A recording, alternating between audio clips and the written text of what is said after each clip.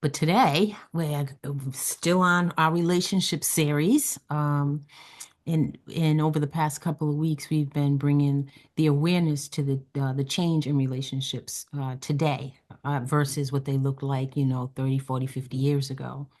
We also talked about the technology, the things that impact dating and relationships today, like technology, social media. And we were going to continue to set this stage, but a headliner jumped out at me. I'm like, oh no, we got to talk about this one. Yeah. And it was actually a study done by Morgan Stanley. And today's headliner is 45% of women will be single by the year 2030. Wow. Why is that? That got me saying, why? What happened? And it's being done by choice, not force. Women are choosing to stay single. So you and I, let's delve in and see why this is going on. The source of this information has been going on since 2019. This has been a study put out, like I said, by Morgan Stanley, and it was entitled "The Rise of the She Economy." She economy. Mm. This report specifically focused on analyzing the growing economic influence and power of women within the United States. Now, I don't know about you, Brian, but I think that there's more to just an economic influence. I think there's more going on behind the scenes. What do you think about that? I think that a lot of women have decided that their life might be better off just being by themselves. I think that a lot of women have decided that their life might be better off just being by themselves. You know, in a traditional marriage, traditional relationships may not be working for them. Um, And I think a lot of it has to do with this particular generation too, because I don't know if it necessarily impacts people, let's say over the age of 45 years old, which I believe that's when it starts, Generation X, if I'm not Well, mistaken. this study is done on women, primarily working women, right, Mhm. at the ages of 25 and 44, who've Okay. never been married. So that's what I mean. It's a choice. Like they're saying, I'm not getting married. I've never been. So this excludes like divorcees, widows, second-time marriages. This is straight women who've never been married. I'm not getting married, Okay. which Well, was, wow, shocking to me. I'm wondering if not wanting to have children comes into play too, because I don't think it's just an economic thing. I think some of these women choose not to have children because they don't want that responsibility of having to raise children. A lot of women are opting out of that too. So if you ask women, like you said, between, what would you say, 28 to 45? hmm Yeah. 25 to 44. 25 to 44, I'm sorry. But I Um, think what defined it though, Brian, was not even the children, because okay. it says they determine this by their shopping patterns. Oh, wow. Their shopping patterns centered, a single woman's shopping patterns center around travel, entertainment, dining out, personal female care products, right? Beauty services, Hmm. retail. You see nothing with children in there, nothing that indicates a family, no grocery shopping. This is all like that single woman lifestyle. Okay. So basically, whatever makes me feel good, whatever I'm interested in, is that is no, that's what I'm hearing. Well, she has no other need, right? There's nothing else for her to focus her shopping or her lifestyle on. It's yeah, you're right. Well, when you look at it that way, yeah, it's just her. Yeah. But So, I'm so, not sure if it's a selfish thing. It's more of I think it's more of a working thing, career thing, putting their careers first. hmm. Okay. And did they mention any type of careers in particular, or any income groups where, because I'm sure it's not women who are Hmm. making less than $40,000 a Mm-mm, year at that mm-mm. poverty level, Nope. but these are probably women who are in that upper middle class or even middle class Right. These are the area. women going for the high power jobs, or if Okay. not creating their own businesses. I'm going to be the CEO. I'm going to be my own, entrepreneur or business owner. Okay. These are not the women that are working the 9 to 5, these are the ones going for like truly a career. Hmm. So I'm just curious as to what happens when all this entrepreneurial, career woman stuff dries up. Then what? Do you now revert back to trying to be in a traditional marriage, in a traditional relationship because that's no longer working? Because there's only going to be so many slots for Mm, those, okay? And that might be what, 10%, 20% of women who are getting the jobs where they no longer need a man, let's say, they can rely on themselves from a financial perspective. Okay. And that's what this is really about. I can hmm take care of myself financially, so why do I need a man? Because trust me, over the next 4 years, you're going to see a lot of this DEI and, these women of power and these grants and opportunities that women once had. That stuff's going to be going away. And I'm mm. curious as to how women are going to react when those opportunities are no longer afforded to them. Yeah, because there was the uptick, what, in 2021, where there was like, what, 650,000 around there. Female-owned businesses came out and Hmm. started. And I think we're still in that, testing phase. How long is it? We got to survive the test of time, right? When you're starting a business. And I think we're winding. It will be interesting to see how that plays out. How many of those businesses actually survived and progressed, and how many have fell by the wayside. Hmm. Well, I'm interested in seeing that too, and a lot of those businesses, I'm wondering if they're entrepreneurs or if they're what you call freelancers, people who pretty much work for themselves. They don't have employees. Okay. They work for themselves. Might be a beauty shop, or maybe you got an online business, or, you're a one man shop when it comes to being a lawyer or a psychiatrist or whatever the case might be. And I'm just curious to what happens when those businesses are no longer viable, Right. and they're no longer making money. Then what? Then what do you do? Right. Then what are we going to do? Yes.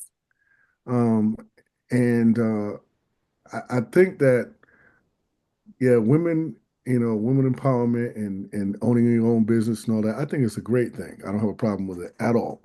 Okay. But when you get to the point where you're now saying, hey, I don't need anybody else because I'm self-sufficient financially, I think that's when you run into trouble because what happens if that doesn't, if the bottom falls out, if you Right. don't as well as you thought you could have, or you're not able to take care of yourself financially, are you going to have a change of mind? Or are you going to continue saying, hey, let me just struggle and see how I can make this work? And at that point, you're too vested. I mean, I'm married and I Mhm. started my own business, Mhm. right? And I'm doing a little complicated business. I'm not doing just the bakery, or the restaurant. And if I didn't have the support from my husband, my family, I don't know if it would have been successful. And I'm still building. It's not even there yet. I'm still building, to be honest. And I don't know how successful I would be if I didn't have the support of my husband and my family behind me. So it's challenging to be out there doing it, and I truly believe that it does take a man and a woman to raise a family, to do some of these things. Yeah, I just wonder if a lot of modern, what I call modern women, like I said, from millennials on down, think can they do it all by themselves? You Mm. know, I right? don't Do think I? we were designed that way. We're not designed to be solo, We're designed to fellowship together, to depend on each other. We are what do I want to say? A species that we need to we're not meant to be alone. Yeah, I'm a strong believer that men have strengths and weaknesses, and women have the same. And we need to rely on each other, and we should rely on each other for us to get the best out of each other, you Right. know. And Right. that's part of the reason why I wanted to do and why we talked about doing the podcast anyway, is so that now, we can bring people together. hmm Hey, we don't need to be divided. We don't need to be separating ourselves and saying women over here and men over here and this age group over here and this age. No, we can all come together as a community, Right. and we need to learn how to work together, and that to me is, like I said, one of the main reasons why I want to do this podcast is because I see we're fractured. We're all over the place, you Mhm. know? And this is just one thing that you've brought to the table by going out and discovering that 45% of women, are going to be single, okay, by the time 2030 comes up. Right. That's 5 years away. Absolutely. Okay, As of so today, yes. Uh, the median age for the first time marriage is 28 years old. wow. So that's as of today. In your opinion, what do you think is an optimal age to get married? I'm gonna say probably about 25, and for Oh, two reasons. for a Huh? man or a woman? A woman. Okay. What Just about the before man? 35. Because here's the thing, most women have probably reached first of all, I've had an opportunity to go to school, done some of the things that they want to do, and I think around 25 is when you really start thinking about when you want to settle down. Okay, when you want to have a monogamous relationship, start a family, that type of thing. And then also we got to take into consideration you've got about 10 or 15 years, you know, before now it's not really at the peak level in terms of having children. Hmm. So if your goal to get married, and my goal if I were younger would be to get married is to have children, to have a family. Okay. So you've got until maybe 35, 40 tops before now, it can become, difficult for you to have children, you Right. know. Also from a health perspective, could be detrimental. Well, now they got these new things though, where Yeah, you but can, yeah, and but I think it's feeding into it where you can freeze your eggs. You don't have to have the children, you can put it off until, and I think that's a lot of, I think they're choosing careers over, they're not even wanting children. We're choosing careers over children. okay. That's But here's common. the thing though, now we're looking at things like autism. The longer you wait to have children, the more chances, the better chances you have of having a child with autism and other birth defects. So this is something that we got to be aware of, that the All the optimal, mentality, Brian, that where they freeze the eggs and have huh? somebody else carry the baby. All Have the name's someone, the host. okay, okay.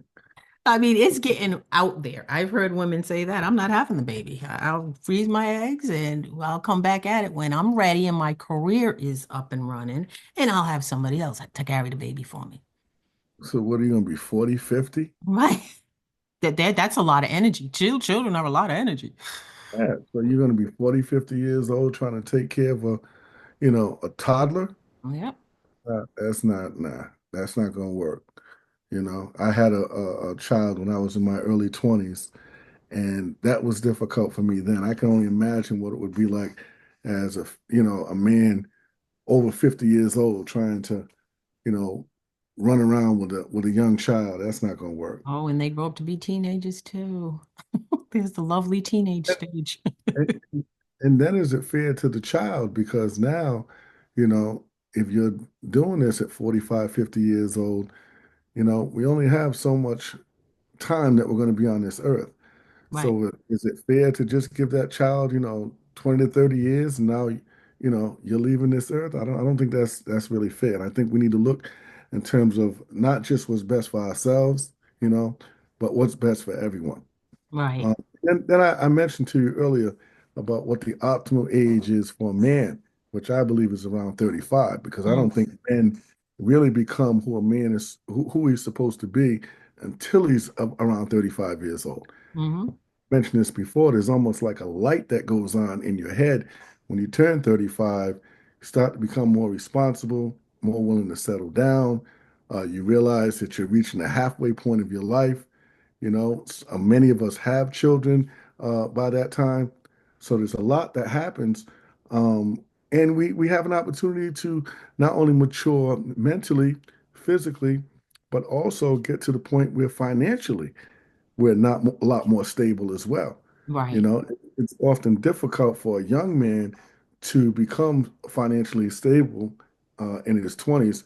And a lot of times we're just becoming who we want to be as far as finances around 35, 40 years old. Right. Right. So we're back. And now we're going to talk about how this plays on the family structure. What impact does this have on the family structure? Um, with more and more women becoming single, it's going to be more single parent led households. Now, I Mhm. think we're already feeling the repercussions of that, right? Uh, Mm. I can speak to being African American. I can speak to the African American nation back in 1990s. We had the crack epidemic and that Mhm. took most of the African American men out of off the field, right? They were either in jail or they would ended up dead. They were in a grave. And it led to single parent households. Today, I think we see a lot of that, the results of that today, which I think plays a lot into to this topic of, if you got single women raising children, some of them may be disgruntled. Some of them may, I'm going to teach you to be independent, and you don't need a man. And I think that's where some of this comes from. And I was looking at some statistics earlier, and because you mentioned about, black households in comparison to white households. Hmm. And as of 2023, 50% of black households are headed by single parents, Mm. but only one That's in a five. large number. That's a Yes, pretty big number. yes, yes. And the statistics are all over the place depending on what you're looking at, and depending on what you call a single parent household. Okay. Because now there may be some households where the woman is actually taking care of the child, but you also have the father who has an impact in that child's life too. Hmm. So stuff like that can kind of skew things a little bit. Um, Let me put it this way: it can make things a little bit out of whack when it comes to the statistics. Right, But um, like I said, one in five white households, so 20% of white households are being headed by a single parent, okay, which is a huge disparity. So my question is this: how do we get to the point where um, we can lower that number, okay, and get to the point where we're not taking it as a given that it's necessarily going to increase or it's going to get worse in 5 years? right. What are some of the things that you think we can do between now and let's say 2030 to head this off? And I know I. Well, one of the things I think we can do is just what we're doing now, making an awareness of it. I don't think the age category that we're talking about is young too. I don't even think they're aware of the issues that are going on, and what those decisions that they're making are the consequences of those decisions. I think we need Okay, to. Mhm. and let me ask you this: are we automatically accepting that being a single parent is acceptable? Oh, And, that's what I'm saying. I think it's on us to make an awareness that that's not acceptable. That's not the best, you know, um, that's not the best environment for your children, mhm. right?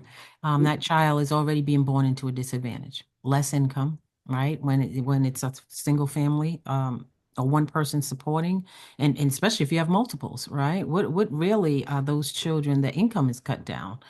Can they go to college? Will you be able to afford college? Just the basic necessities of life, especially with everything going on the way it is now. Boys are Yeah, more likely to go to prison. yeah, Girls are more likely to get pregnant. yeah. College is not even an option for most people that come from single parent households. Right. Um, with the average cost of a college degree is what, a couple $100,000 a year, Yeah. 50 grand, Hmm. per year for a 4-year degree. So even if you had half of that paid for, okay, and let's say it cost you $100,000, most of that is going to be debt that child has to take on. So in terms of us being able to pay for that education, there's not too many single parents that are going to be able to pay for that. Right. Um, and like you just mentioned, the fact that more boys are likely to go to prison, as a result of single parent households. And we've seen that, like you said, going back to the 80s, where there's been a huge uptick in the number of young men coming from single parent households that have gone to prison, you Right. know, some part of the system. And then like with females, you know, more likely to become promiscuous or get pregnant. Why? Because there's no dad that's in the house that's going to discipline these kids. Right. You know, all things that we know, but what really amazes me is that we know it, but yet we do very little, about it. Right. So that's the thing and I think that we're too afraid to really come out and say exactly what the problem is and how to go about solving it. Mm-hmm. And it goes back to what we talked about a minute ago, which is the family structure, being able to have a two-parent household, you know, and not getting to the point where having a marriage is not an option. Because if you're thinking about having children, then you should automatically, as a man or woman, be thinking about, okay, how can I be in this child's life for at least the next 20 years? So, okay. So as a man, what can you say? What do you think the man's point of view is on all of this? Um, well, I personally think that we should just go back to how things used to be. I mean, I'm a traditionalist where we can just have, one woman, one man, to have children. I think the man is the leader of the household. Um, but that doesn't mean that he is the dictator of the household. He's Mm. simply, I believe in God, man, woman, children. I've seen that. I've witnessed it. I've seen where it's been successful. I think you need to, in my opinion, like I said, go back to the traditional ways of doing things. And I think that if you really did a case study and took a look at what's really working, I think you would find that most of those relationships that have a traditional husband and wife and children, I think you're more successful. And Yeah, like I said, he is, like you said, that structure, God first, man second, woman, and then children, right? Mhm. So when that man turns to God first, yes, you are, those are the successful ones. Because that's how it was designed to be. you know, I mean, like I said, I'm not going to tell anybody how they need to live their life. But if you're looking for advice, if you're looking for instruction, if you're looking for wisdom, if you're looking for what I've seen work in my lifetime, with my family and people within my community, I'm just telling you this has worked, you Right. know. And I think a lot of times when you try to go against what God has planned for us, I think that's when we get into trouble. Mm-hmm. And I think we've evolved so far away from it,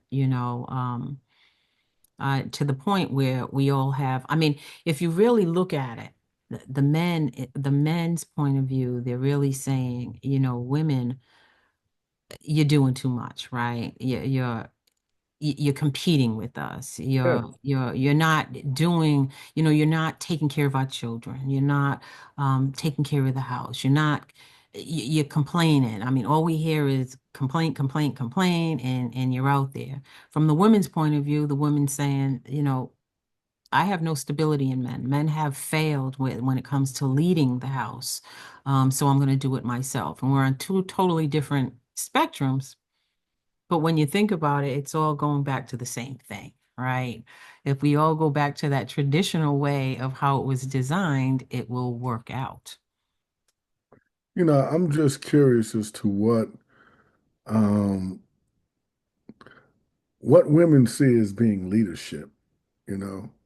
And I think that how men view leadership and how women view leadership is completely different. You and I had a conversation off air, and we were talking about how women tend to look at it in terms of um, the providing and the protecting part, where men, we're looking more for um, the love, the respect, the peace of mind portion of it. Hmm. And I think when you can bring those two things together, because women are going to have to get what they want, just like men are going to have to get what they want out of the deal. But I think when you can bring those two things together and get to the point where we're both being satisfied, and Right. we talked about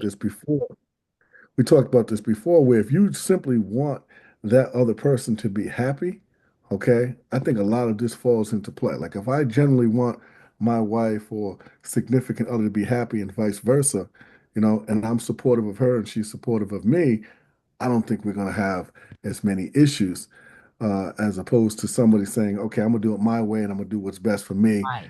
Kind of take like a narcissistic approach to relationships. Exactly. Exactly.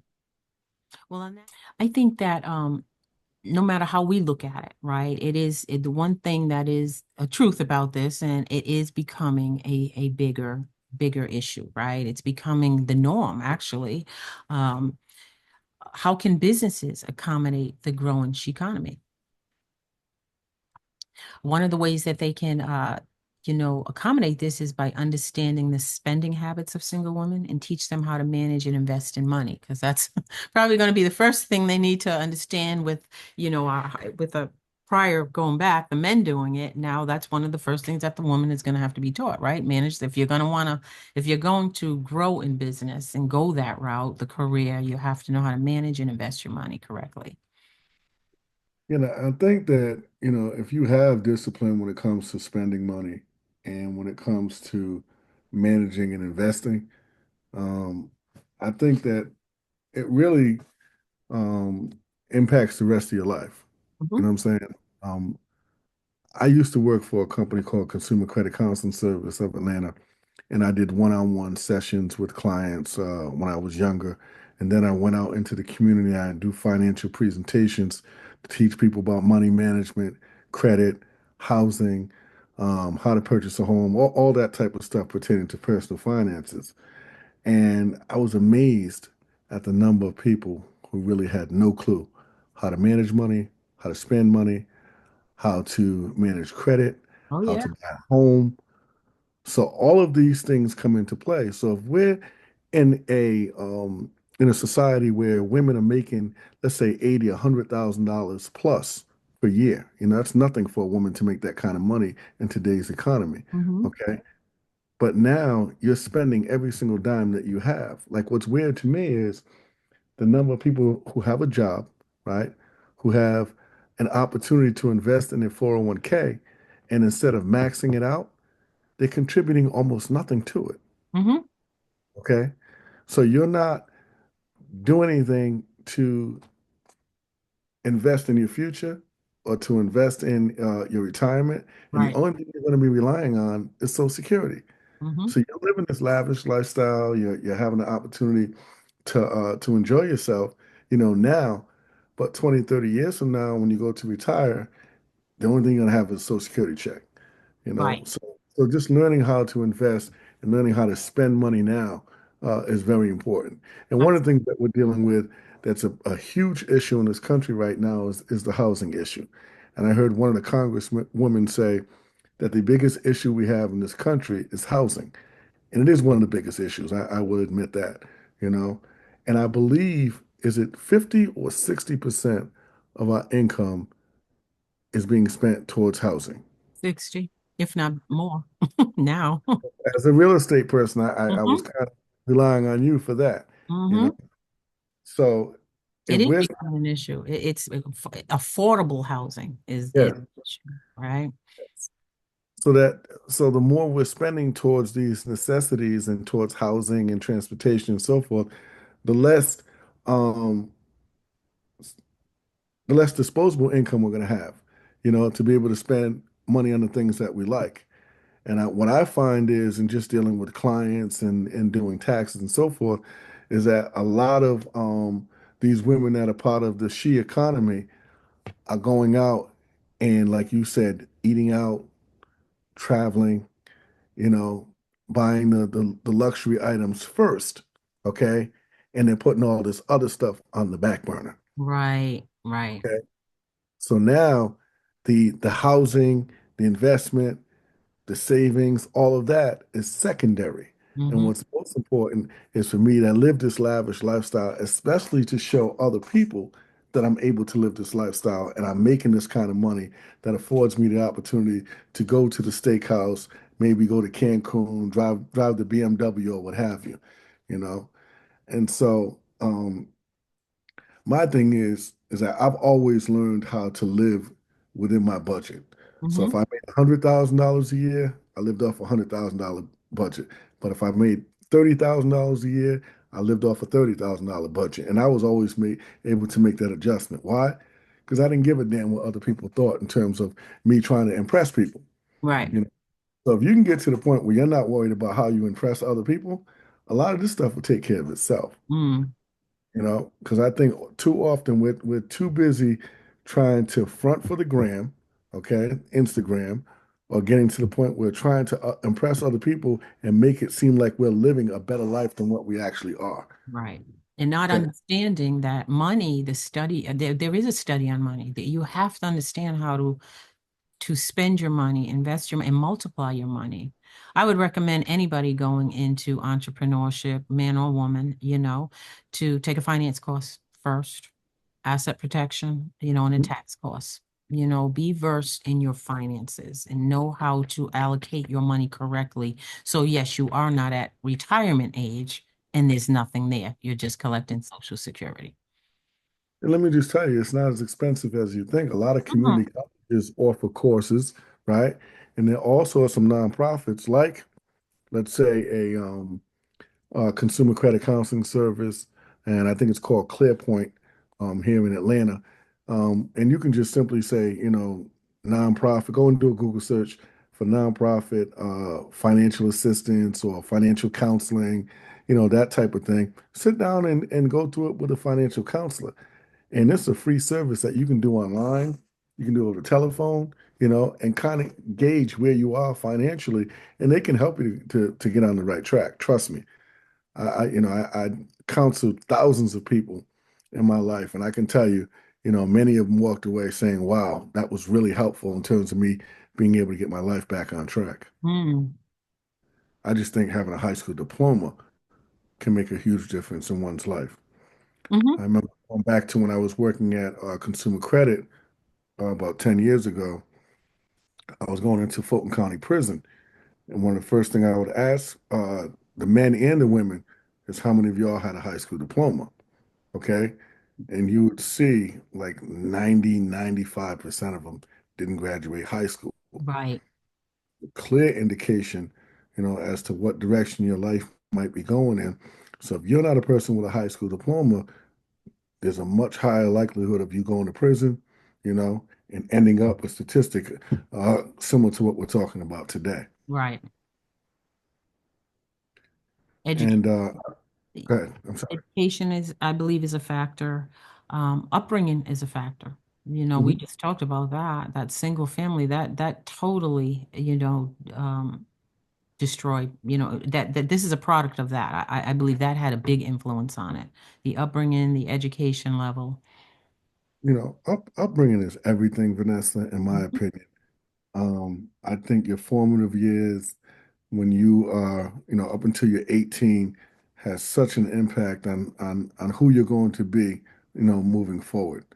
And one of the things I realized when I was younger, out here dating and so forth, is I would see a huge difference between women who grew up with a father and women that did not. Right. Okay. And so much so that I would almost tell guys, hey, man, you really need to look at, that woman's upbringing, not just whether she's cute or not, or, whether she's, a nice person or whatever the case might be. Really delve into, what their upbringing was like, because if she was in a household where there was no dad, there was no structure, there was no discipline, then there's a good chance that, that's going to spill into your relationship and it's going to manifest itself, as time goes on. And you're Right. going to see how it impacts your relationship in a negative way. And not, excuse me, that is not to say that someone who comes from a single parent home can't be successful in a relationship. That's not what I'm Not saying. at all. Yeah. Yeah, I'm just saying the likelihood of you being more successful having come from a two-parent home, okay, is greater. It's Right. just that. Right. And I even think the upbringing overweighs the education. You Absolutely. that upbringing is really the root of it. Think back when our parents were growing up, they didn't have education, right? That Mhm. wasn't a factor, right? But they knew right from wrong. They grew up with integrity, with standards, with principles, with a commitment, able to commit. So I think the upbringing is really the major part of it. And when divorces went rampant in 1970s, and then for our community in 1990s with the crack epidemic, that really is producing a lot of the, what we see today. Yeah, and the name of the show is Solutions Not There's Problems. So I just want to say that in my opinion, you know, one of the ways to solve some of this is like we talked about this earlier, get back to the traditional family. Get back to where we see both men and women as being um, positives or as being a viable option or as being something where we can both come together and build, you know? Because trying to do things in isolation as either a man or a woman, we're seeing is making life a lot more difficult. Right. And once you add children into the mix, okay, now you're talking about having to impact that younger person's life. And we all know that children that come from a two-parent household are more likely to be successful, stay out of prison, not get pregnant at an early age. And like I said, it's not to say that this can't happen at all, because I've seen success stories when kids that have come from single parent households. I came from a single parent household. Okay. I had my dad in my life up until I was 11 years old, you know, and he passed away, and my mom had to raise myself, my brother, and my sister, okay, on her own. Okay. So I know what it's like to be in a two-parent household and what it's like to come up in a single-parent household. And I noticed the difference between the two, you Hmm. know. And I would suggest that if you are a young person who's thinking about starting a family, okay, just keep in the back of your mind, how important it is for you to have two people coming together and have an opportunity to work together as opposed to you doing it on your own, you know. Very stressful situation. I also, had a child, and she was raised in a separate household. So I see the other side to that as well, you know. And she turned out to be a great young lady. Mom did a great job. And I congratulate her on that. I mean, I was there in a supporting role, but I wasn't inside the household on a day-to-day basis, you know. Right. But so I said I can see But it from even in both that sides. situation, when Yeah. we have men that are actively involved in their children's lives, that makes a difference. You don't Yes. necessarily have to be in the same household. Yes. It's the ones where, I mean, it's literally a single mother, the father's died or they're in jail, that's the ones that are really at the disadvantage. You don't always have to be married to raise a child. The child will adapt to mom and dad being separated as long as mom and dad are on the same page with child rearing. I'm glad you made that point too, because we've been talking so much about the traditional family, but as we know, that's not going to work for everybody, you Right. know. So the non-custodial parent or the parent who's not in the household, them having an impact in that child's life and supporting, that child can go a long way. Okay, absolutely. Absolutely.